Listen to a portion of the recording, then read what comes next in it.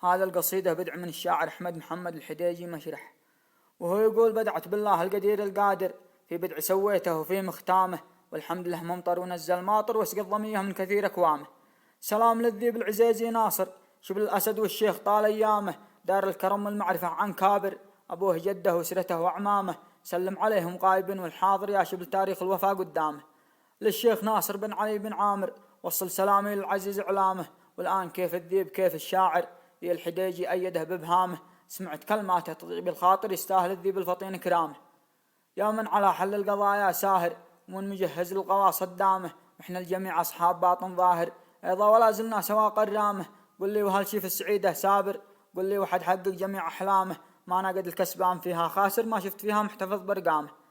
والعالم الله ما قتلنا كافر، وإنسان مسلم هل يحق إعدامه، وإزكى صلاة الله تزور الطاهر، ما كل مسلم قد كتب بقلامه.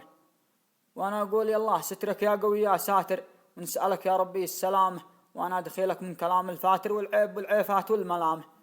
ويا مرحبا ما ترسيل البواخر، في بحرها وامواجها اللطامة، حي أحمد بن محمد المغامر، ذاك الحديجي والنقام علامة، على الوفا ما يحسب الخسائر، لو يطلبوا من ساعده وعظامه، من قوم منعم كلها كوادر، بني حديجة بندقه وحزامه.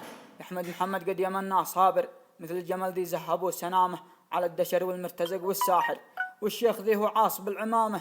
يا مطلع ما كانت السراير، شعب اليمن مظلوم من حكامه، على يمنا دارت الدوائر، فزعلنا قد قامت القيامة.